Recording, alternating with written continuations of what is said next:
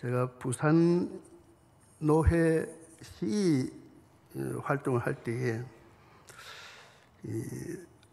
고신 시의와 합동 시의가 해마다 한 번은 고신 시가 강사를 모시고 장소는 합동교회에서 하고 또 반대로 하고 이렇게 했는데, 한번 우리 고신이 강사를 세우는 그때 되었는데, 제가 김종환 목사님을 강사로 세우자고 했을 때에 모두가 다 반대를 했습니다.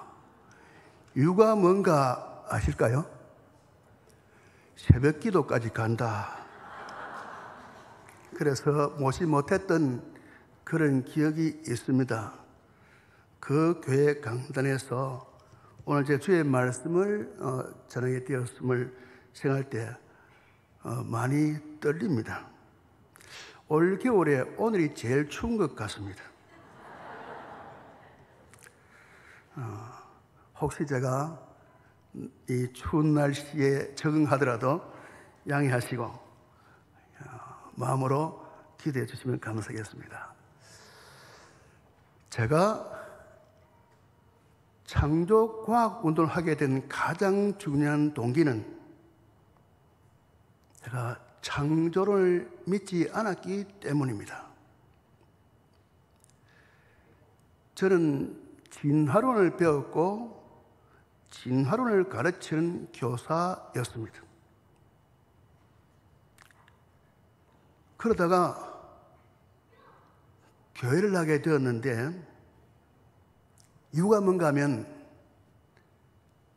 제가 한 여인을 좋아했는데 친가 외가 3대째 믿음의 여성이었습니다.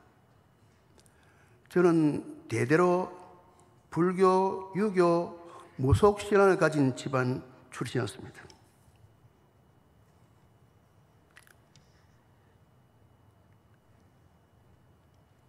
장가예수라는 말이 있죠. 무슨 말인지 못 알아듣습니까? 그래서 교회에 나갔는데 창세기 1장 1절을 읽고 시험을 받았습니다. 왜냐하면 제가 공부하고 가르치는 물리학에서 연력학 제1법칙 에너지 보존 법칙으로 그때 볼 때에 창세기 1장 1절이 이해가 되지 않았기 때문입니다. 그런데 제가 등록했던 교회 담임 목사님께서 제게 성경을 읽어보기로 권유하셨고 저는 읽겠다고 약속을 했습니다. 그래서 성경이 이해가 되지 않으면서도 계속 성경을 읽어 나갔는데, 제가 공부한 물리학으로 이해되지 않는 장면이 너무나 많았습니다. 그런 어느 해에 1985년도가 되겠군요. 1985년도 1학기에 한국창조과학회에서 월간 창조란 아주 조그마한 뉴스레터를 매월 발간하는데 제가 있는 학교로 보내왔습니다. 그때 제가 근무하던 학교의 과학 선생님은 제 혼자밖에 없어서 자연스럽게 그 문서를 받게 되었고, 그 문서를 읽으면서 마침내 창조주 하나님을 만나게 되었습니다. 그래서 그 당시에 한국창조과학에서 나온 책이 두 가지가 있었습니다. 진화는 과학적 사실인가? 창조는 과학적 사실인가? 그 두 권의 책을 열심히 읽으면서 밑줄을 그어가면서 대학 노트에 필기하면서 공부를 했습니다. 예수를 믿게 되면 말이 많아집니다. 그래서 제가 우리 학교에 같이 근무하는 선생님들에게 제안을 했습니다. 올해 여름 방학 때에 중고등부 수련회 때 날 강사로 좀 세워달라. 내가 할 말이 있다. 그리고 그때 제가 다녔던 삼일교회 고등부 교사였기 때문에 고등부 강도사님께 부탁을 드렸습니다. 강도사님, 올해 여름 수련회 때 나에게 1시간만 주십시오. 그래서 제가 공부한 것을 요약해서 강의를 했습니다. 그해 여름에 16개 교회를 다니면서 강의를 했는데, 그때 질문을 받아서 그 질문에 대한 대답을 만들어가지고 월간 고신에 보내었더니 진화론자와 일문일답 이렇게 라는 제목으로 실어줬습니다. 월간 고신 굉장히 중요한 잡지죠. 그 월간 고신 때문에 곳곳에 강해로 다니게 되었습니다. 순복음교회에서도 저를 불렀는데 강사 소개를 하면서 특별히 감사한 것은 삼일교회 집사입니다 그래요. 저는 삼일교회가 무슨 교회인지도 모르고 그냥 다녔지 않습니까? 그때 제가 다니는 교회에 대한 굉장한 좋은 교회 다니고 있구나 하는 그런 생각을 했고, 그래서 신앙생활에 더욱 힘을 얻고 열심히 다녔습니다. 하나님을 만나고 나서 제가 한 일이 뭔가 하면은 열심히 창조가 글을 쓰고 강의하는 일이었습니다. 이제 누가 진화론을 주장하면 용서가 되지 않습니다. 오늘 저는 그래서 창세기 1장 1절 말씀을 가지고 창조에 대한 이야기를 해보고자 합니다. 저는 물리학을 전공했기 때문에 물리학에 나오는 연력학 법칙을 가지고 이야기하도록 하겠습니다. 우선 슬라이드를 파워포인트 좀 띄워주시면 좋겠습니다. 예, 한 장 넘겨주시죠.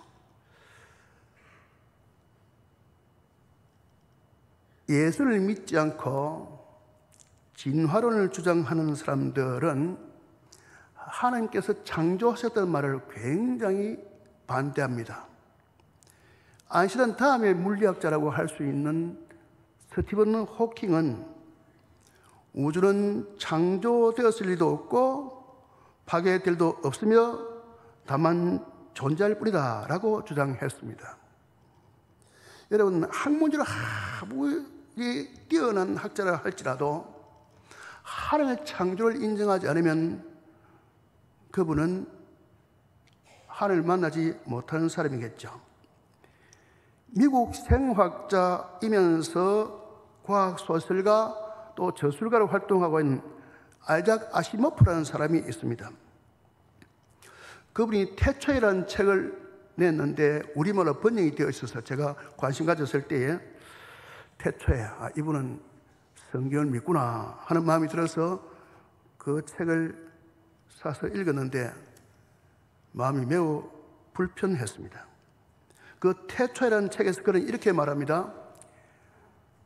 지구와 우주의 자연현상은 누구의 의지도 작용하지 않는 자연 발생적인 것으로 제 멋대로 그러나 자연 법칙의 제약 밑에서 일어나는 현상이다. 우주는 훨씬 먼저부터 있었던 것으로 우주는 영원한 것이다. 그렇게 말했습니다. 무슨 말입니까? 완벽하게 성경을 반대하는 이야기입니다. 그가 창세기를 가지고 글을 쓰면서 창세기 반대하는 것을 계속 적어놨더란 말입니다. 그런데 오늘날에는 교회에서조차 성경적 창조를 반과학이라고 하고 가짜뉴스같이 보는 분들이 많이 늘어났습니다. 성경을 과도하게 문자적으로 해석하여 창조를 주장한다라고도 말하고 있습니다. 또 어떤 분은 틀림없이 기독교 신자라고 하는데 진화론은 무신론을 강요하지 않는다라고 주장하기도 합니다. 지금 현재 고등학교 통합과학책 출판사는 말하지 않겠습니다. 그 책의 233쪽에는 생명은 더 이상 신의 영역이 아니야 라고 적어 놓기도 했습니다. 진화를 주장하는 많은 학자들과 저술에는 하나님의 창조를 부정하는 것이 현실입니다. 진화론자인 줄리안 헉슬리는 진화론의 최종 목표가 사회주의에 기초한 세계정부 건설이라고 말합니다. 슬라이드 한 장 넘겨주십시오. 그 앞에 장, 아래쪽에 있겠네요. 노벨 생리학 수장자인 하버드대 조지 월드 교수라는 분이 있습니다. 그분은 이렇게 말합니다. 생명의 기원은 두 가지 가능성이 있는데 초자연적 창조 아니면 우연 발생적 진화이다. 나는 철학적 이유 때문에 신을 믿을 수 없으므로 과학적으로 불가능한 것을 선택했다라고 말했습니다. 무슨 말입니까?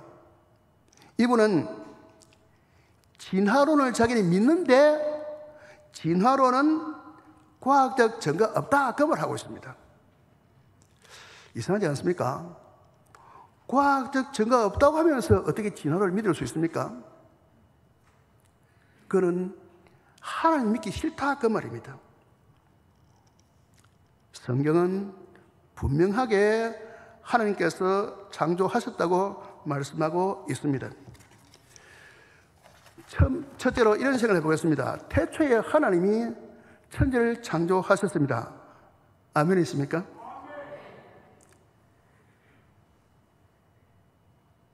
과학이 말하는 우주와 생물의 기원은 빅뱅 이론입니다.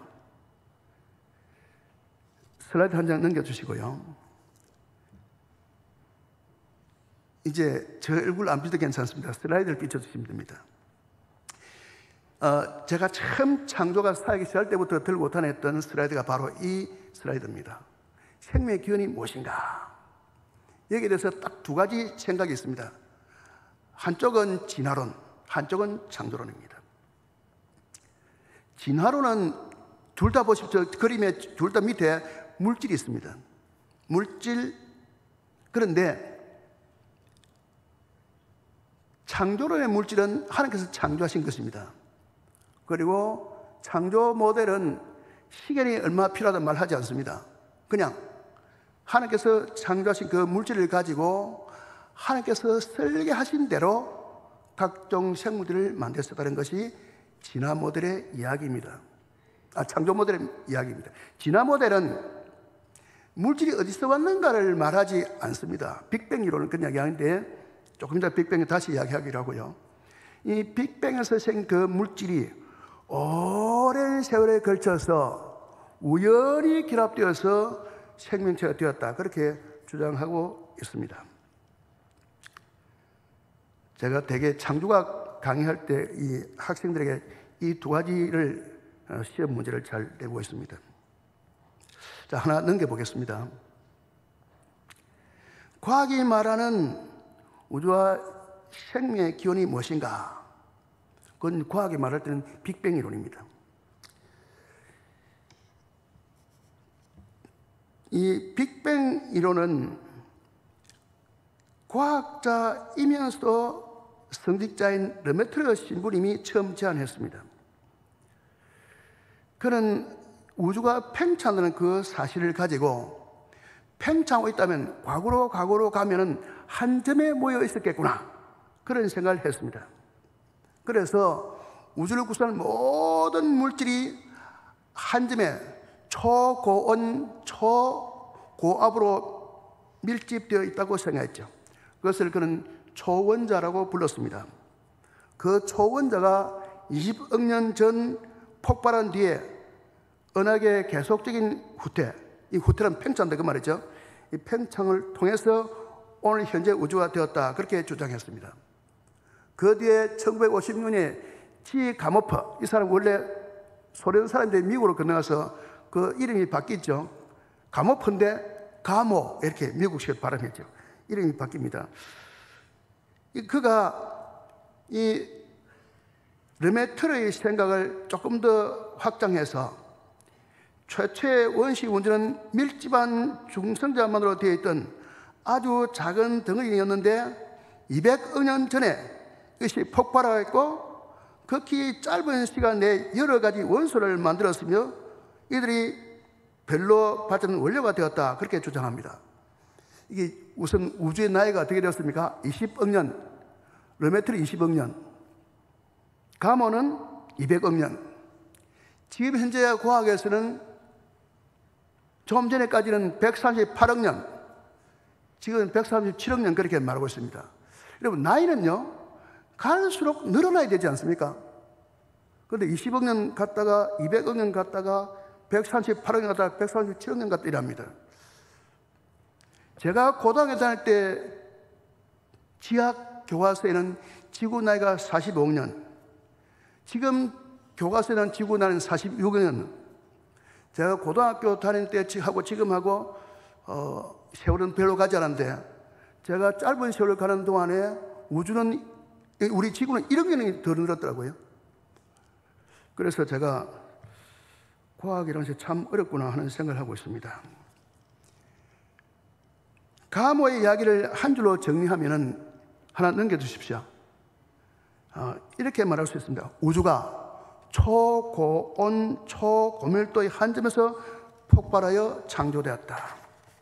이 빅뱅 이론이란 지구와 우주가 형성되기 전에 우주 공간에 원인을 정확히 모르는 이유로 굉장한 규모의 큰 폭발이 일어났다는 학설을 말합니다.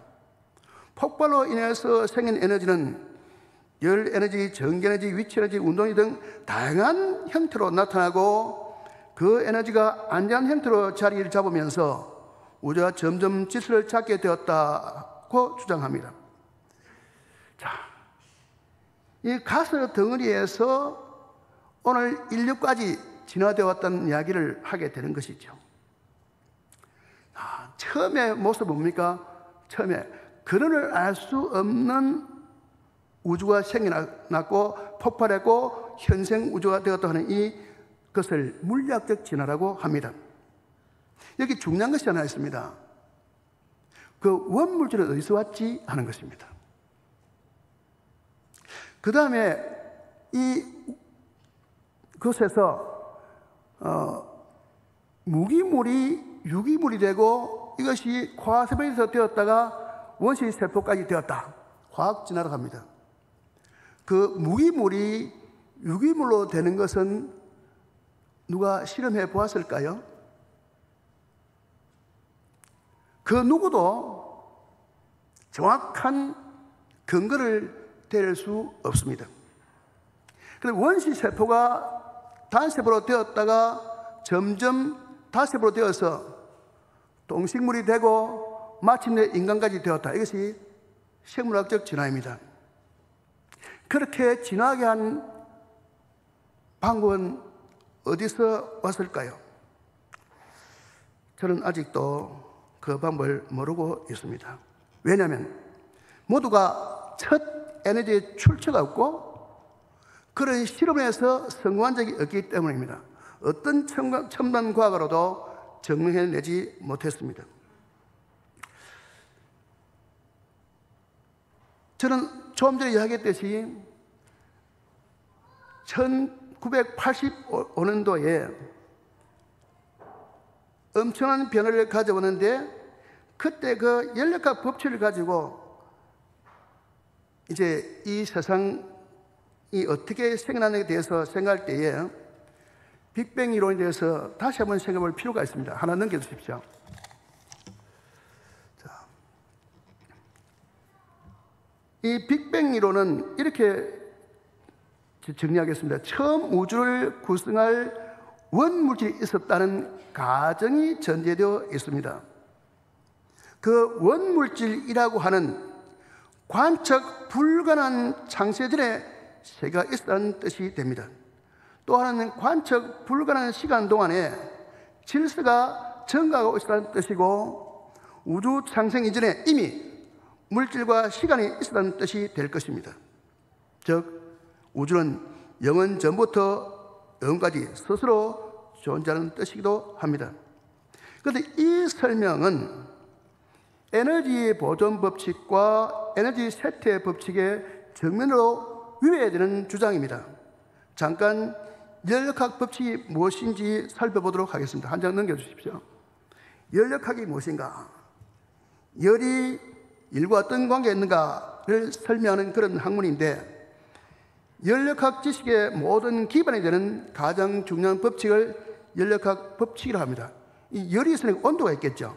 온도는 물체가 차고 뜨거운 정도를 정확히 수치로 나타내는 것이고, 그때 물체에서의 온도 차에서 이동하는 에너지를 열이라 그렇게 말합니다. 아마 우리 성도들 중학교 물상 시간에 에너지 보존 법칙을 배웠었겠죠. 그 에너지 보존 법칙이 연력학 제1법칙입니다. 이 연력학 제1법칙 에너지 보존 법칙은 에너지와 질량의 보존 법칙인데, 물질과 에너지가 저절로 생성될 수 없다 말합니다. 그리고 소멸될 수도 없다고 그렇게 말합니다. 물질과 에너지가 저절로 생성될 수 없다면 빅뱅 이론에서 말하는 그 원물질은 어디서 왔으며, 대폭발하는 데 필요한 원동력은 어디서 왔을까요? 빅뱅 이론은 그 첫 물질의 출처를 설명하지 못합니다. 하나 넘겨주십시오. 자, 조금 하나 더 넘겨주십시오. 독일의 물리학자, 또 이것도 좀 넘겨야 되겠습니다. 클라우디우스라는 사람이 있습니다. 이 독일의 물리학자 클라우디우스는 연력학 제법칙을 정식화했는데, 열은 고온부에서 저온부로 흘러가고 스스로 저온에서 고온으로 흐르지 않는다 하는 것을 이야기했습니다. 여러분, 열은 고온부에서 저온부로 흐르는 건 맞겠죠? 커피를 마시기 위해서 포트에 물을 끓이면 처음에 뜨거워집니다. 그렇죠? 그런데 조금 있으면 점점 식어집니다. 바깥과 열의 이동이 있어서 점점 식어지는 거죠. 그런데 온도가 낮은 쪽에서 온도가 높은 쪽으로 저절로 갈 수가 없습니다. 그런데 우리 성도님들 가정에 한 대씩은 가지고 있을 겁니다. 온도가 낮은 데서 높은 데로 갈 수 있도록 장치한 것이 있을 것입니다. 냉장고가 그것입니다. 그건 일부러 그런 기계 장치를 만들고 밖에 에너지를 걸어주어서 그렇게 작동하도록 만든 것이죠. 저절로는 그런 일이 일어나지 않습니다. 열은 고온부에서 저온부로 흐른다.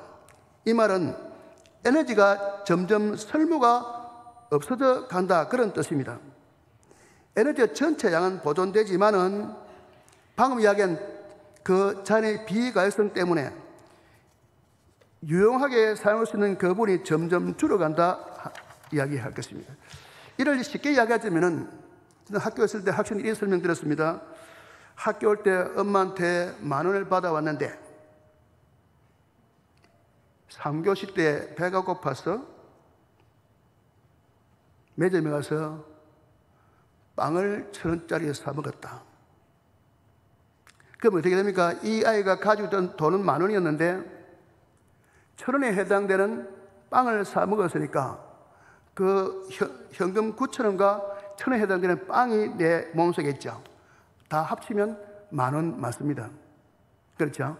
에너지는 보존됩니다. 그런데 점심 먹고 올라오면서 볼펜 한 자를 샀습니다. 볼펜이 10,000원이 합시다. 그럼 이 아이는 8,000원 현금이 있고 1,000원에 해당하는 빵 사 먹었고 1,000원 볼펜 샀습니다. 그러면 이 아이 가지고 있는 현금은 얼마입니까?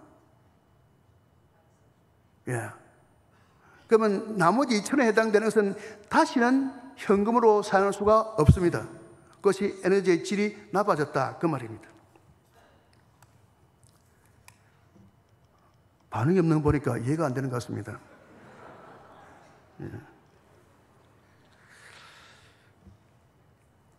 이 점점 에너지 가치가 떨어지는 이것, 질이 나빠지는 이것을 연력학에서는 엔트로피라 그렇게 말합니다. 다른 말로 무질서도, 엔트로피, 무질서도. 그리고 엔트로피가 증가한다는 말은 질서가 점점 없어져 간다, 그런 말입니다. 이 연력학 제2법칙으로 표현되는 자연의 비가역성 때문에 에너지 중에서 유용하게 사용할 수 있는 부분은 감소됩니다. 이런 일들을 포함해서 우주 내에서 일어나는 모든 반응은 질서에서 무질서로 복잡한 것에서 간단한 것으로 진행되어 버리기 때문에 엔트로피가 증가된다, 그런 말인 거죠. 다음 하나 넘겨주십시오. 한 장 더요. 예. 지금 이 슬라이드의 아래쪽에 그림이 있습니다. 정육면체 그림이 왼쪽에는 아주 정확하게 정육면체를 그리고 있지만 오른쪽은 어떻게 있습니까? 깨져 있죠. 이게 점점 질서 잃어간다, 그 말입니다. 지금 우리는 예배 시간이기 때문에 모두가 자리에 앉아서 질서 정리에 앉아 있지만은 예배를 마치면 다 뿔뿔이 흩어질 것입니다. 질서가 없는 상태가 되는 것이죠. 질서를 잊게 하면 어떻게 됩니까? 예배 시간이 되게 되면 저절로 들어와서 딱 자리에 앉아 있게 되죠. 예배 시간, 무슨 말입니까? 우리가 모두 하나님께 예배 드려야 되는 그 시간이기 때문에 그 예배 드리는 그 어떤 것 때문에 질서를 지켜야 되는 거죠. 학교 수업시는 한 가지입니다. 선생님이 교실에서 학생을 가르칠 때 모두가 다 제자리에 앉았지만 수업 중에 마치고 선생님이 교무실로 가고 나면 교실은 엉망진창입니다. 지 마음대로 합니다. 어떤 아이들은 저끼리 싸우다가 어떤 아이는 책상 밑에 들어가 있고 어떤 아이는 책상 위에 앉아 있고 온갖 모습으로 나타나고 그게 질서가 없어진다, 이 말입니다. 이 세상은 점점 질서 없어져가는 것입니다. 그런데 이 질서가 없어져가는 것이 이 세상 이치인데 생물이라고 하는 그런 질서 있는 존재가 있다, 그 말입니다. 저절로 일어날 수 있는 일이 아니겠죠. 자, 한 장 넘겨주십시오. 자, 폴 데이비스의 말입니다. 데이비스는 이렇게 말합니다. 가장 큰 우주의 수수께끼는 우주 내 모든 질서의 출처라고 했습니다. 무슨 말입니까? 방금 연력학 제법칙, 엔트로피 증가법칙 점점 질서 잃어간다 그랬잖아요. 그런데 지금 우리가 살고 있는 이 지구를 둘러싸고 있는 모든 천체들은요, 각기 그가 있어야 될 곳에 있으면서 태양을 중심으로 각 행성들이 돌아가고 있고요. 그 행성들 데리고 태양은 우리 은하의 중심을 중심으로 이렇게 돌아가고 있습니다. 질서 정연하게 돌아가고 있습니다. 질서 없어져가는 것이 법칙인데 질서 있다, 그 말이죠. 그래서 데이비스가 참 수수께끼다, 그렇게 말한 것입니다. 그건요, 질서를 지키게 만드시는 강력한 분이 존재하고 계시기 때문입니다. 자, 한 장 넘겨주십시오. 자, 여기에 이런 말이 적혀 있습니다. 연력학 제2법칙은 모든 물리법칙에 우선한다. 그러므로 만일 당신의 이론이 이 법칙을 따르지 않는다면 그냥 조용히 포기하는 것이 상책이다. 그런 이론은 아무리 고집해봤자 개선될 희망이 없기 때문이다. 에딩턴이 그의 책에서 말하고 있습니다. 여러분, 제가 지금 연력학 1법칙, 2법칙을 계속 가지고 이야기하는 이유가 아시겠습니까? 이 법칙이 어긋나는 말은 해봐야 소용이 없다, 이 말입니다. 진화론은 이 법칙에 어긋나는 말을 하고 있는 것이 진화론입니다.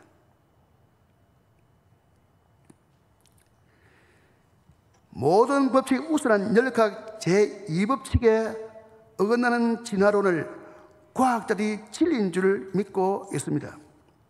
그래서 진화론에서는 무생물로부터 생물이 만들어졌다고 합니다. 또 한 장 넘기겠습니다. 아이작 아시모프, 제가 좀 전에 아시모프 이야기를 했습니다. 그런 그 태초이라는 책에서 왜 에너지가 보존되는지는 아무도 모른다. 또 엔트로피가 왜 증가하는지도 모른다. 우리가 아는 바는 오직 과학적 측정과 관찰의 결과 예외 없이 에너지가 보존되고 엔트로피가 증가한다는 사실이다. 여러분, 이 아이작 아시모프가 알기는 좀 아는 게 있어요. 성경 말씀을 자기가 아는 과학으로 자기의 뜻에 맞도록 해석했지만 모르겠는 게 하나 있다. 에너지는 보존되는데 왜 보존되지? 무질서도 증가하는데 왜 증가하지? 모르겠다 이 말입니다. 성경은 답이 있습니다. 하나 넘겨주실까요? 자, 지금 아시모프의 생각에서 에너지가 보존된다는 말이 무엇일까요? 에너지가 저절로 생성될 수도 없고 소멸될 수도 없다는 말이죠. 연력학 제일 법칙, 에너지 보존 법칙입니다. 왜 소멸되지 않을까요? 성경에서 답을 말씀하고 있습니다. 하나 넘겨주십시오. 소멸되지 않는 이유, 느헤미야 9장 6절 말씀입니다. 한번 읽어주실까요?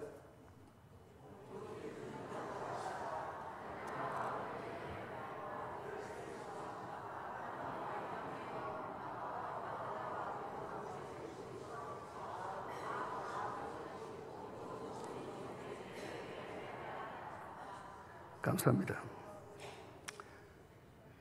자, 성경은 하나님께서 보존하고 계신다 그렇게 말씀하고 있습니다. 그리고 시편 148편 6절에서 그가 또 그것들을 영원히 세우시고 패하지 못할 명령을 정하셨다 그랬습니다. 그러니까 이 우주가 모든 생물이 모든 법칙이 볼 때 보존되는 이유가 무엇인가? 에너지가 보존되는 이유가 무엇인가? 하나님이 말씀으로 붙들고 계시기 때문이다 그 말. 또 한 장 넘기겠습니다.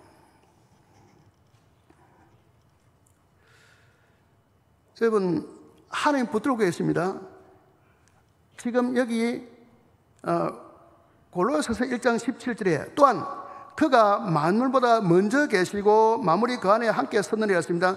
너희는 눈을 높이 들어 누가 이 모든 창조하셨나 보라. 이제 하늘과 땅은 그 동일한 말씀으로 불사르게 하여 보호하신 바 되어 경건하지 않은 사람들의 심판과 멸망까지 보존하여 두신 것이니라. 무서운 이야기입니다. 보존해 준 이유가 뭐다고요? 나중에 불심판을 위해서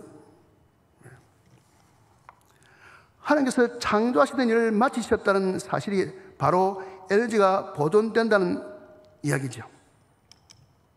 에너지가 보존된다는 말은 에너지가 저절로 생성될 수도 없고 소멸될 수 없다는 그런 뜻입니다. 보존되기 때문에 소멸될 수 없다. 우리 계속 공부한 이야기입니다. 그렇다면 생성되지 않는 이유는 무엇일까요? 하나 넘겨주십시오. 자, 하나 넘겨주세요.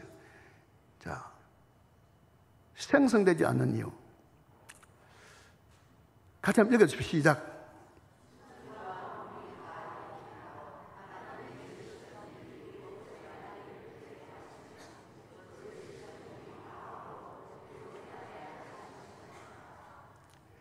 예, 자, 좋습니다. 왜 에너지가 보존되는가? 우리 하나님께서 창조하시는 일을 마치셨다 그 말입니다. 마치셨기 때문에 다시는 더 에너지가 늘어날 이유가 없는 것입니다. 창조를 마치셨기에 더 이상 에너지는 창조되지 않습니다. 그러므로 진화론은 과학적 사실이 될 수가 없습니다.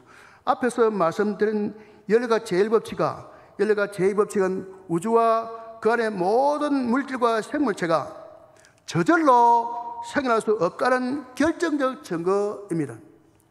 창조가 완료되었다고 성경 말씀하십니다. 다시 하나 넘겨주세요. 천지와 만물의 물질계와 생명계가 완벽하게 창조되었다면 이제 더 이상 물질계와 생명계에 새로운 것이 생겨날 이유가 없습니다. 물질계의 운행과 생명계의 생명현상에 관한 법칙들도 이미 완료되어 그 모든 법칙들이 정상적으로 가동되고 있습니다. 물질의 창조가 완료되었기에 이제 에너지는 새로 창조되지도 않고 소멸되지도 않게 되었습니다. 그래서 에너지의 총량은 언제나 일정에 보존되고 있습니다. 이것이 에너지 보존 법칙입니다. 이제 하나님께서 창조하신 과학 법칙이 운행되고 있습니다. 하나 넘겨주십시오. 이것도 하나 넘겨주십시오. 예. 하나님께서 이 천지와 만물을 다 이루셨기 때문에 물질계 이합 집산과 물리세계 운행 법칙의 창조가 여기서 종료됩니다. 다시 말하면 물질의 성질, 구조 및 변화에 대한 원리나 법칙, 그리고 물질계의 운동해가는 모든 법칙들이 여기서 완성되었습니다. 하나님께서 태초에 이미 모든 물질계와 그 운행 법칙을 창조해 놓으신 것이죠. 학교에서 수업 시간에 배우는 탄성과 소성, 마찰력, 중력, 전자기력, 핵력 이런 것도 다 이미 만들어 놓으신 것이죠. 그 법칙대로 세상은 돌아가고 있고 그 법칙을 이용해서 우리는 삶을 살아가고 있습니다. 하나 넘겨주십시오. 그런데 물로부터의 창조를 주장하는 무신론자들이 있습니다. 참으로 기묘한 주장이죠. 폴 파슨즈라는 분이 빅뱅, 우주의 탄생과 죽음이라는 책에서 그것을 주장했습니다. 그는 신의 간섭을 배제하고 창조론자들을 조롱한 뒤에 10의 30성 도시의 온도로 출발한 우주는 일을 할 수 있는 막대한 능력을 처음부터 지니고 있었다. 우주 자체가 창조자가 필요하지 않다. 그렇게 말씀이 옳다고 주장했습니다. 그렇다면 그 10의 30성 도시에 대한 그 초고는, 그 에너지는 어디에서 왔습니까? 파슨즈와 같은 일부 우주론 학자들은 우주가 무에서 저절로 존재하기 시작했다고 주장합니다.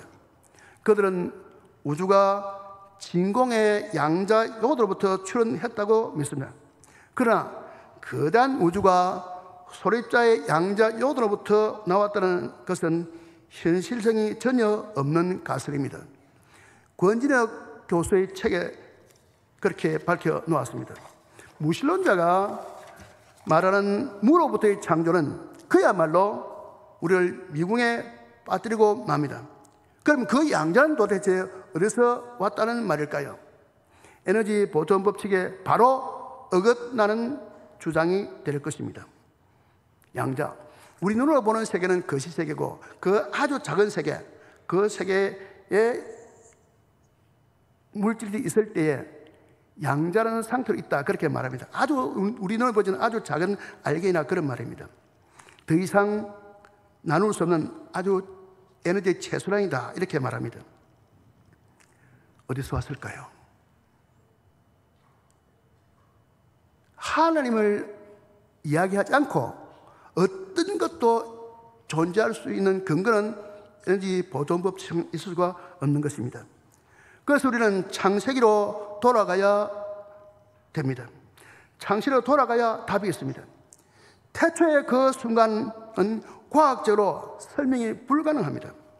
저명한 분석 철학자이자 신학자인 크레이그는 우주의 궁극적 기원을 다음같이 정리했습니다. 존재를 시작하는 모든 것은 원인이 있다. 우주는 반드시 시작이 있다. 그러므로 우주는 반드시 시작의 원인이 있다. 반드시 있어야 하는 그 원인은 어디서 찾아야 할까요? 우주와 그 안의 모든 존재는 스스로 생겨난 것이 아닙니다. 물질계와 생명계는 무질서에서 질서가 이루어지는 것입니다. 그런 일은 결코 저절로 일어날 수가 없습니다. 전능하신 하나님 창조주가 계셔서 그분의 설계와 의도대로 창조되었습니다. 그러기에 창세기 1장 1절에서 하나님은 하나님 존재 증명 없이 바로 하나님의 천지를 창조하셨다고 엄숙하게 선포하십니다. 그 하나님의 천지 창조가 만물의 실제적인 시작인 것입니다. 강하고 능력 있는, 그리고 시작이 있게 하신 태초의 하나님은 자신의 권능과 위엄으로 무에서 유의 세계를 창조하셨습니다. 말씀하시니 그대로 되었습니다. 우리가 헤아릴 수 없는 큰 일을 행하시는 유일하고 지혜로우신 하나님은 헨리 모리스의 표현대로 모든 원인들의 참된 원인이십니다. 우주는 하나님의 존재를 전혀 필요하지 않는다고 말하는 그 과학 법칙만도 창조하셨습니다.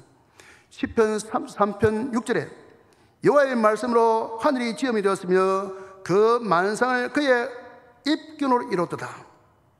과연 하나님은 원인은 원인이시고 무한하시고 영원하시고 전지전능하시고 살아계시며 사랑과 의지를 지니신 인격체이십니다.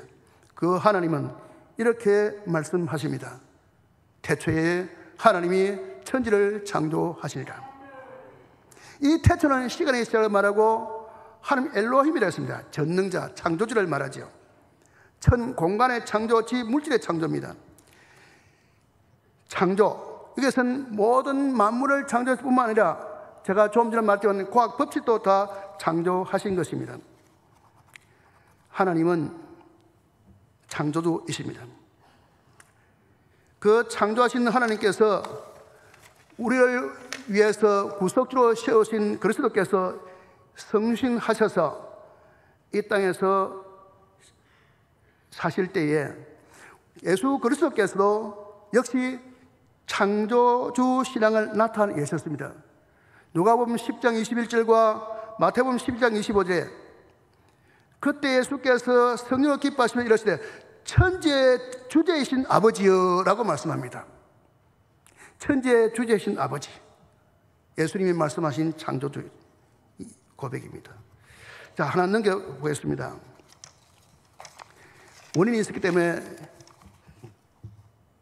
결과가 있습니다. 자, 창조에 나타난 거 한번 보겠습니다. 쭉 보여주십시오. 계속 한번 봅시다.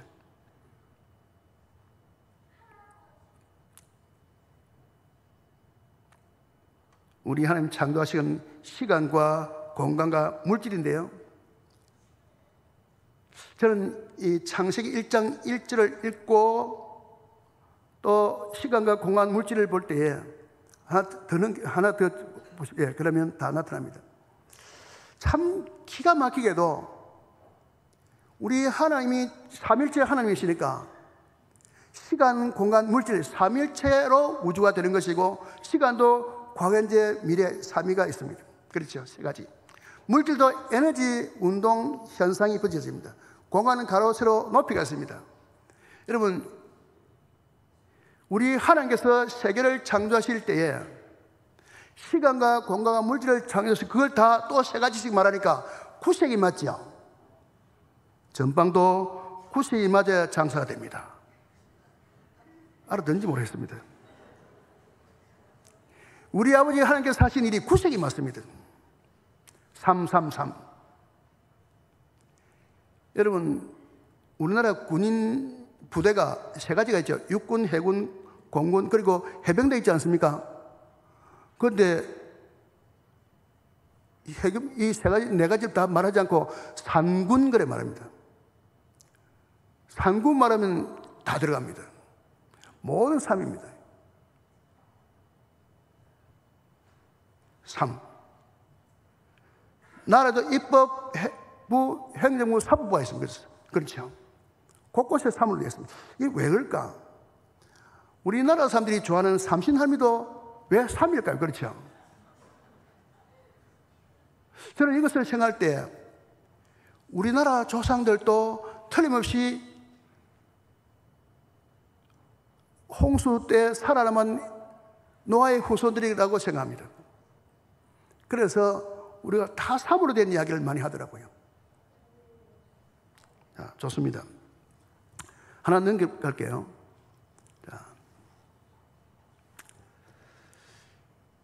여기서 우리가 정리해 봅시다. 연력학 제1법칙에 비춰볼 때 오직 창조론만이 이 우주와 모든 것의 설명이 가능한 것입니다. 창조주이신 하나님께서 초자연적으로 우주를 만드시고 에너지를 부여하신 것입니다. 무에서 위의 창조는 여러 가지 제1법칙상 있게 하신 분이 계시함을 우리에게 깨닫게 합니다. 여러 각 제1법칙이 하면 대폭발로 생겨나는 우주의 그 질서를 설명할 수가 없습니다. 화학 진화도 생명의 진화도 여러 각 제2법칙에 위배되기 때문에 자기서 저절로 일어날 수 없는 일입니다. 태초의 하나님, 즉 창조주 하나님께서 만유와 생명과 인생을 창조하시고 오늘도 친히 우리와 함께 계심을 믿으시기 바랍니다.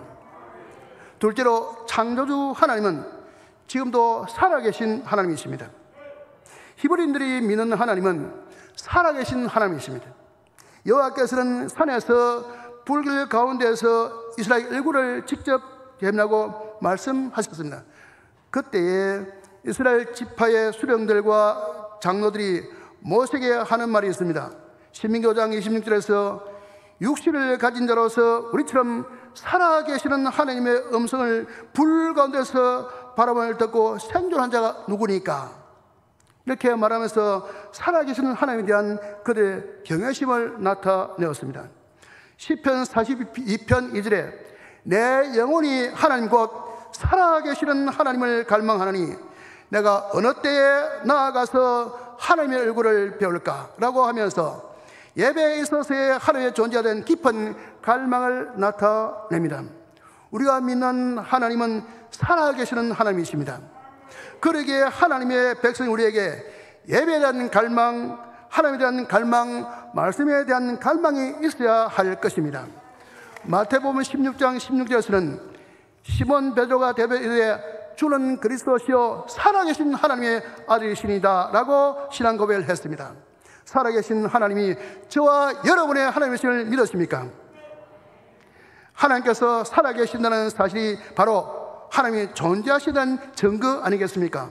오늘 저와 여러분의 존재 자체가 하나님의 존재를 증명하고 있습니다. 저와 여러분에게는 우리를 존재하게 하신 부모님이 계시고 또 그 위에 부모님이 계시고 또 그 위에 부모님이 계십니다. 그래서 계속 위로 올라가면은 하나님의 존재가 증명되죠. 누가복음 3장 38절은 이렇게 말씀합니다. 그 위는 에노스요, 그 위는 셋이요, 그 위는 아담이요, 그 위는 하나님이시니라. 작은 둘째, 하나님께서 살아계시기 때문에 역사하십니다. 하나님께서 역사하시는 말씀은 창조하셨고 출애굽의 구원을 베푸셨고 이스라엘과 약속하셨으며 인류 구원의 유일한 대체신 예수 그리스도를 이 땅에 보내셨고 오늘도 우리와 함께 하심을 뜻합니다. 하나님께서 살아계시고 친히 역사하시기에 그 구원의 은혜를 입어 저와 여러분은 예수 그리스도의 십자가를 든든히 붙잡는 자가 되었습니다. 살아계신 하나님께서 말씀으로 천지를 창조하셨습니다. 요한복음 1장 1절에 태초에 말씀이 계시니라. 이 말씀이 하나님과 함께 계셨으니 이 말씀은 곧 하나님이시니라.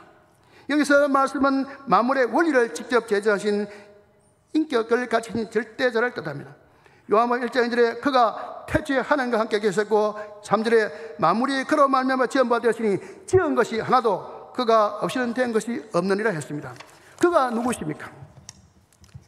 여기서 그런 천지 만물을 창조하신 하나님, 우주 만물과 생명, 인생의 법칙을 세우신 분이시고 창조 전에 하나님과 함께 계셨던 분이시며 만물의 근원이신 예수님을 뜻합니다.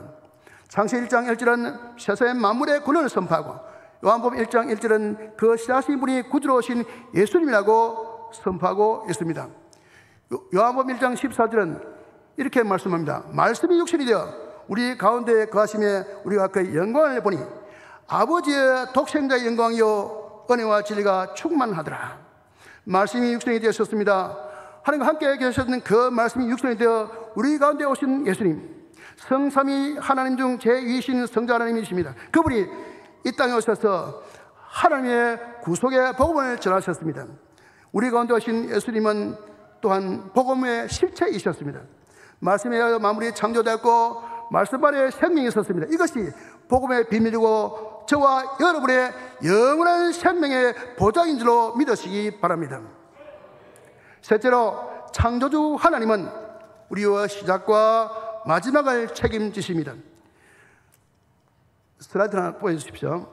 오늘 간단한 실험을 하나 하고 싶었는데 제가 조 목사님께 전화가 된 김에 이 실험을 보여드릴 수 있는가 질문했더니 이 강대상 형평상 안 된다 그래서 집에서 미리 실험을 했습니다.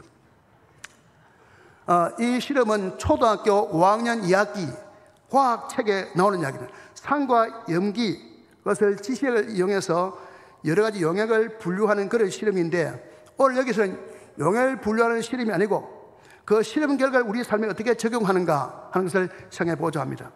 지금 보이는 것은 왼쪽에 뭐가 있습니까? 식초가 있죠. 식초, 사이다, 그 다음에 비눗물이 있습니다. 지금 오른쪽에 검은 것은 아주 짙은 보라색인데 여러분들 좋아하시는 그 붉은색 양배추입니다. 그 적철한 것. 그것을 이제 제가 삶아서 그 액을 저렇게 만들었습니다.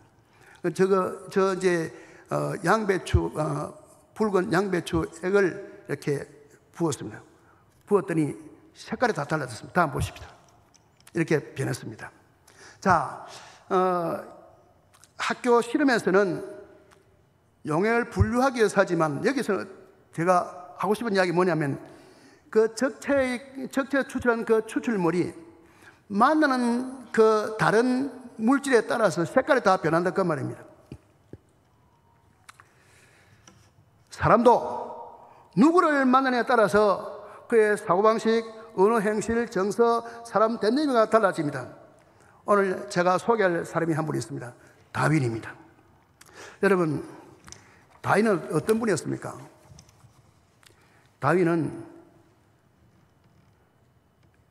그리스도인입니다. 신학교를 나왔습니다. 그가 의과대학 다닐 때 동물학 교수를 만났고 이 신학교에서 식물학 교수를 만났는데 그 식물학 교수의 영향을 받아서 그는 진화론자가 됩니다. 이분이 식물학 교수의 추천으로 비글호를 타고 전 세계 일주하면서 여러 곳에 생물을 조사하게 되죠. 그걸 가지고 이 사람이 나중에 종이익은 책을 내지 않습니까? 그때 그의 책을 보고 독실한 기독교인이고 변호사인 프란시스 맥더모드라는 사람이 다윈에게 편지를 보냅니다. 당신의 책을 다 읽었더라도 신약 성경에 대한 나의 믿음을 잃어버리지 않을 것이라고 확신하고 싶다. 당신은 신약 성경을 믿는가? 예, 아니오라만 답해달라 라고 편지를 냈습니다. 그때 다윈이 비공개를 전제로 다음 같은 편지를 썼습니다. 저기 두 번째 있는 거죠. 신의 계시로서의 성경을 믿지 않는다는 것을 알게 돼서 유감이다. 그런 까닭에 예수 그리스도가 하나님의 아들이라는 것도 믿지 않는다. 여러분, 어떤 마음이 드십니까? 기독교 집안에서 자랐고 케임브리지 대학교 신학과를 나왔지만은 진화를 연구하다가 결국 하나님을 부인하게 되어버린 것입니다. 진화론을 믿으면 하나님을 부인하게 됩니다. 지금 기독교 신자 중에도 진화론을 믿는 사람이 많이 있고 창조론자를 핍박하는 그런 분들이 있습니다. 진화를 믿어도 아무 문제가 없다고 말하는 사람이 있습니다. 저는 진화론을 구원에 들지 못하게 하는 사탄의 전략이다 그렇게 생각합니다. 창조신앙이 구원신앙입니다. 마지막 날이 우리를 향해서 점점 다가오고 있습니다. 어떻게 하시겠습니까? 여러분, 이 글은 인터넷 치면 나옵니다. 저기 성경 예수 믿지 않는다, 찰스 다윈 자필 편지 이렇게 치면은 뜹니다.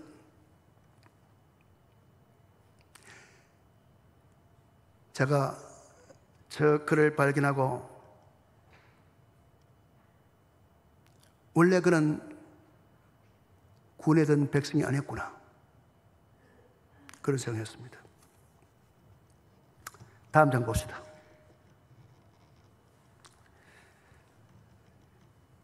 창조를 가르쳐준 말씀은 곳곳에 있습니다. 오늘 일일이 읽지 않겠습니다. 하나 넘겨주십시오. 아이작 아시모프가 다시 말합니다. 어떤 체계 내에서 에너지 집중 정도의 차이가 없으면 아무리 많은 에너지를 사용한다 할지라도 일을 할 수가 없다. 이 무슨 말이냐면요, 기계가 돌아가는 방법이 한쪽은 온도가 높고 한쪽 온도가 낮아서 온도가 높은 부분에서 온도 낮은 부분으로 열이 이동하면서 기계가 돌아갑니다. 오늘 교회 오실 때 성령차를 타고 오셨다면 스위치 ON 하면 기계가 고온부가 생기고 저온부가 생겨서 그 고온부 저온부로 열이 이동하면서 기계가 돌아갔습니다. 교회 도착하고 나서 스위치를 껐죠. 오프했단 말은 양쪽의 온도가 다 똑같다 이 말입니다.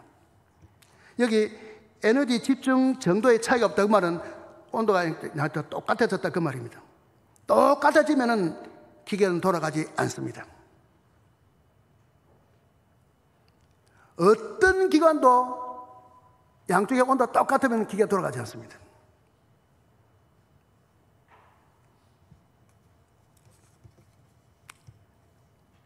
저는 이것을 보면서 이 세상도 온 우주도 다 온도가 똑같아지는 날이 오겠구나. 그럼 이 세상 돌아가지 않는 날이 있겠구나. 이것을 열적 죽음이다 그렇게 말합니다.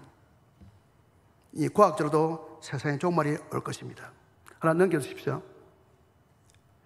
베드로서 3장 10절에서 13절에 같이 한번 읽어봅시다. 시작.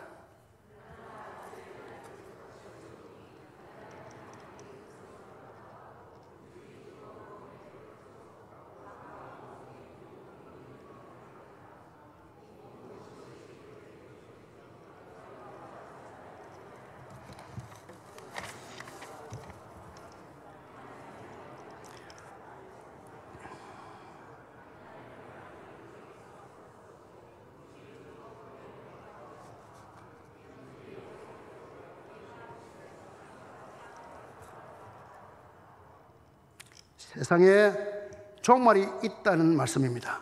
물리학적으로 온 세상이 열적 평형 상태가 되어 더 이상 작동하지 않는 상태가 될 것입니다. 마지막 날, 노아가 아닌 하나님의 형집행이 있습니다. 그것이 우리가 말하는 기독교의 종말 사상입니다. 그런데 하나님의 백성들에게는 마지막 날에 새 하늘과 새 땅을 허락하실 것입니다. 태초에 하나님께서 천지를 지으셨습니다. 그런데 그 태초 이전부터 우리를 사랑하셨고 우리를 아셨고 사랑하셨고 마지막 날도 책임져 주신다고 성경에 기록되어 있습니다. 하나 넘겨주십시오. 자, 요한복음 17장은 십자가를 지시기 전에 주님께서 성부 하나님께 드리는 기도의 말씀이 있는데 그 요한복음 17장 24절에 우리 예수님께서 기도에 이렇게 말합니다. 아버지여 내게 주신 자도 나인 곳에 나와 함께 있어 아버지께서 창세전부터 나를 사랑하심으로 내게 주신 나의 영광을 저희로 보게 하시기를 원합니다. 이게 무슨 말입니까? 창세전에 그리스도가 계셨다, 아버지로부터 사랑을 받으셨다는 사실을 알 수가 있습니다. 그 아래 줄에 보면은 에베소서 1장 4절에 사도 바울이 말합니다. 곧 창세전에 그리스도 안에서 우리를 택하사 우리로 사랑 안에서 그 앞에 거룩하고 흠이 없게 하시려고 라고 적었습니다. 하나님은 창세전에 그리스도 안에서 우리를 택하셨답니다. 이 택한 데서 그치지 아니하고 우리 영생을 약속하십니다. 디도서 1장 2절 크게 좀 읽어주십시오.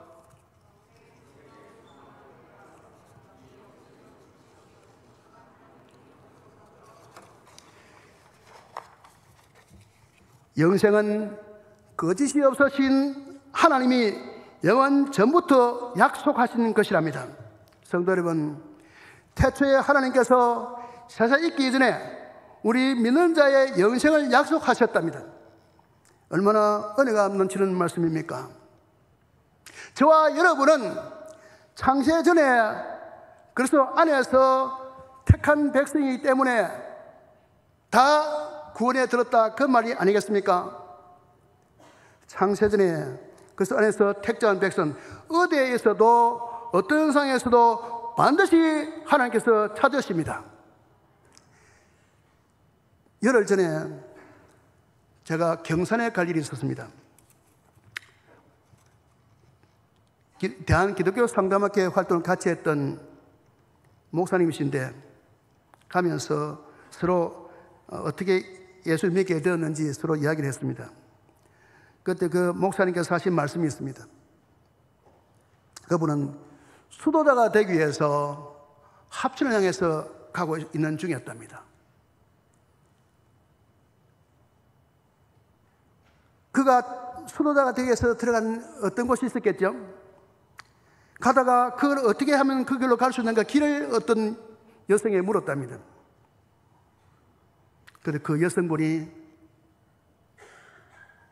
그쪽으로 인도하지 않고 주는 길로 인도해서 그분은 목사님이 되셨고 그때 그 길을 인도하신 그분은 사모님이 되셨답니다.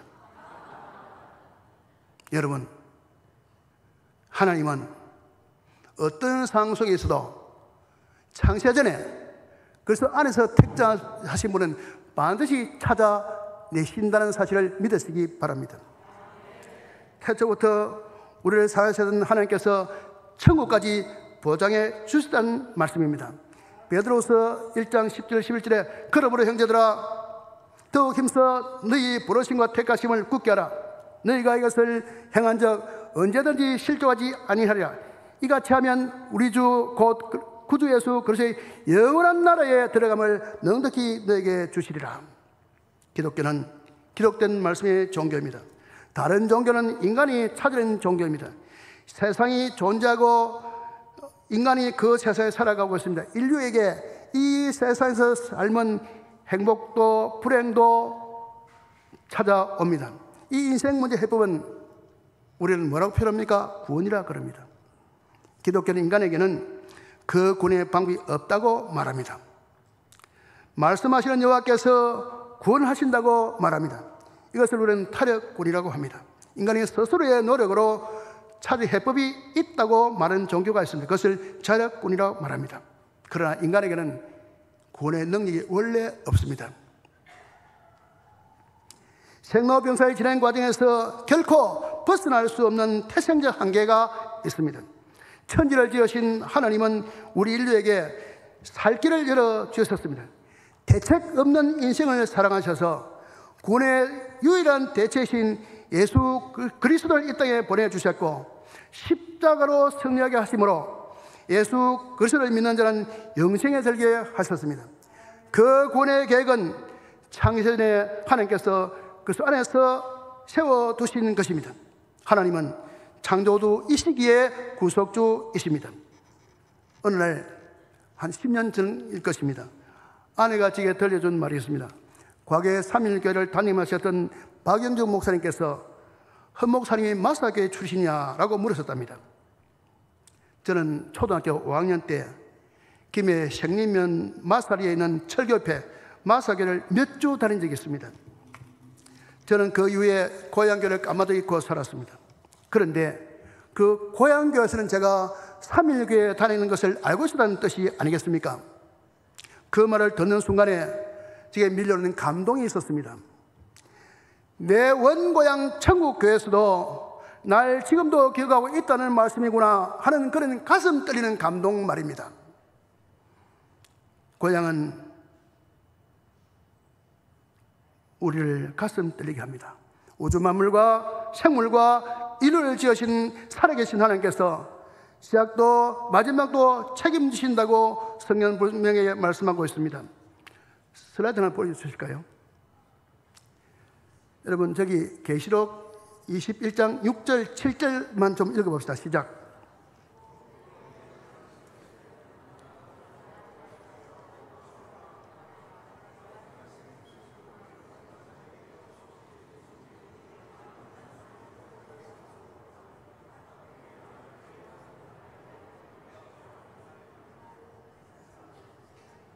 이것이 복음입니다. 인간 스스로가 노력해서 찾을 수 없는 생명의 말씀입니다. 하나님께 대한 말씀, 하나님께서 나온 좋은 소식입니다. 하나 더 넘겨주십시오. 자, 오늘 우리는 심각한 영적 전투를 하고 있습니다. 진화론을 주장하고 창조를 주장하는 것이 영적 전투다, 그 말입니다. 이 영적 전투에서 이기려면 주 예수 그리스도의 은혜를 입고 그분과 함께 동행해야 할 것입니다. 말씀 맺겠습니다. 진화론은 창세기 3장에 찾아온 뱀의 이론입니다. 그 죄악에서 벗어나려면 예수 그리스도의 마음을 품어야 할 것입니다. 너희도 가려느냐? 라는 스승의 질문에서 주여 영생의 말씀이 주께 있사오니 우리가 누구에게로 가오리까? 라고 대답하던 베드로의 고백을 배워야 할 것입니다. 태초에 하나님은 창조주이십니다. 창조주 하나님은 살아계신 하나님이십니다. 창조주 하나님은 우리의 시작과 마지막을 책임지십니다. 창조신앙이 구원신앙입니다. 마지막 때 우리를 기어코 찾아주시고 구원해 주시는 하나님, 우리의 영생을 보장해 주시는 창조주 하나님을 신뢰하고 의지하는 저와 여러분 되시기를 십자로 승리하신 구원의 주 예수 그리스도의 이름으로 축복합니다.